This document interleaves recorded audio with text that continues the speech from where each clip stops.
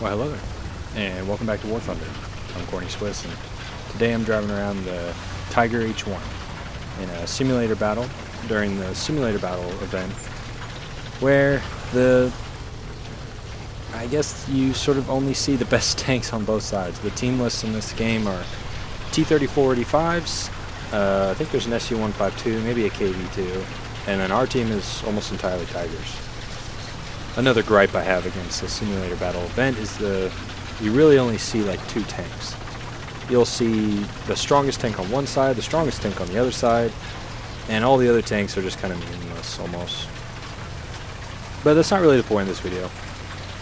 I wanted to kind of take this video to talk about the Tiger itself. A lot of people, I remember people were asking for a revisit of this tank.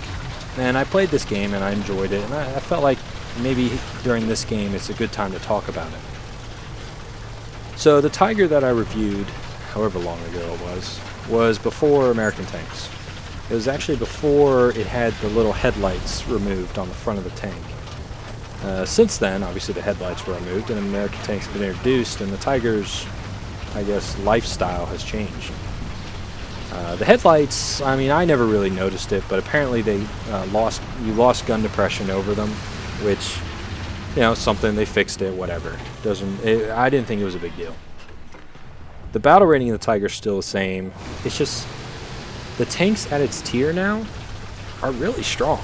5.7 is not an easy battle rating now, mainly because of the Shermans and the jumbo variants, both of them.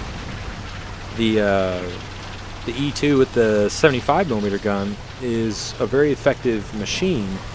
It has the short-barreled 75, so it can't really deal with Tigers at range, but from the sides it certainly can, from the rear it certainly can, at close range with AP rounds.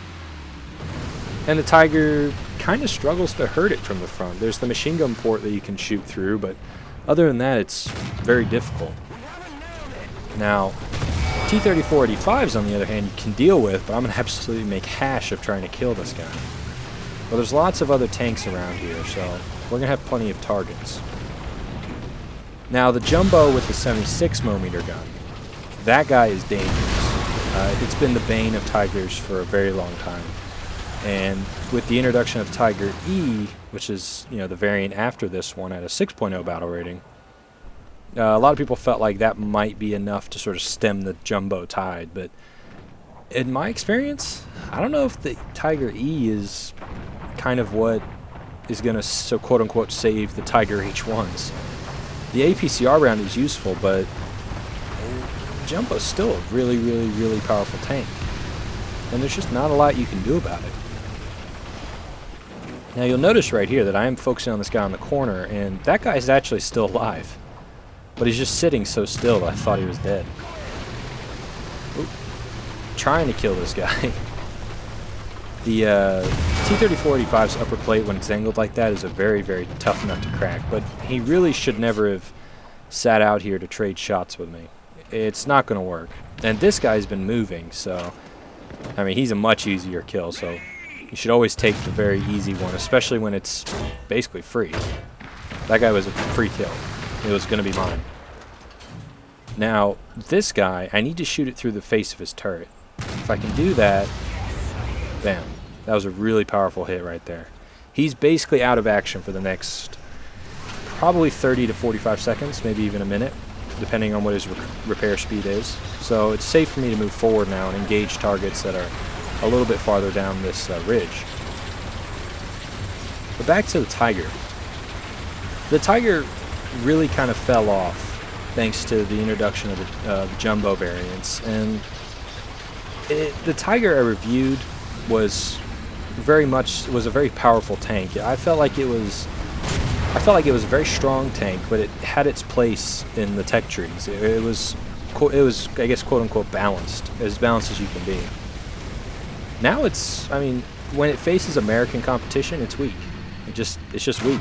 There's not much to discuss about it. When you face Russian competition like T-3485s, it's no problem. And I think everything I kill in this game is T-3485s. But and even then, the T-3485 can deal with Tigers. It's not a given that they can kill, that the Tiger will win. I mean, that first T-34-85 engagement with the guy I failed to penetrate like a billion times, his issue was that I was playing it properly and only presenting angled front armor, so it was making his life more difficult. But he could still deal with me. There was absolutely not a foregone conclusion that I would win the engagement. However, with jumbos, especially against Tiger H1s, which I mean are logical competition because they sit at the same battle rating, the jumbo wins just about every time. So I guess the Tiger's in a very interesting role because it has this mystique about being this, super tank almost. It's a heavy tank. It couldn't be stopped, couldn't be hurt. It only failed because, or quote unquote failed, because it still was a pretty successful machine because of mechanical problems and things like that. It wasn't the power of the gun or the armor that did the weakness of the armor. The armor was pretty good. It's just the transmission couldn't hold up.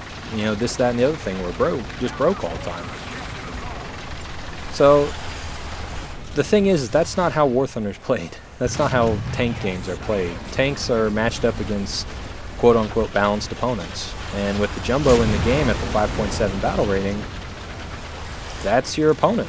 And it's a very tough target to deal with. So I guess to revisit this tank is almost to say that nothing's changed. It's just you have to deal with jumbos now. And that's a significant change in terms of gameplay. However, at this tier, I don't think there's any other way you can play this tank. The Panther has better armor, but this 88mm gun is pretty good, and against everything except jumbos, it's very effective. So I guess net, not a lot's changed. I know people were very anxious for me to come back to the Tiger review, but I just can't think of that many things that really swapped out. The tank is basically the same. Sure, the headlights were removed. Well, it's almost like whatever to me. That doesn't make a huge difference to me.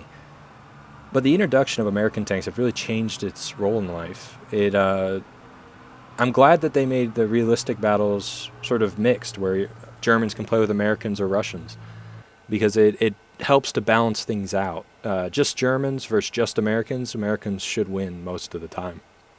So, anyway, I know it's a short little revisit, but there wasn't a lot to say, and I just had this gameplay sitting around that I wanted to show, because I had a fun game in the Tiger, and I hope you've been enjoying your games as well. So anyway, that's all for this video. Thanks for watching. I'm Corny Swiss, and I'll see you next time.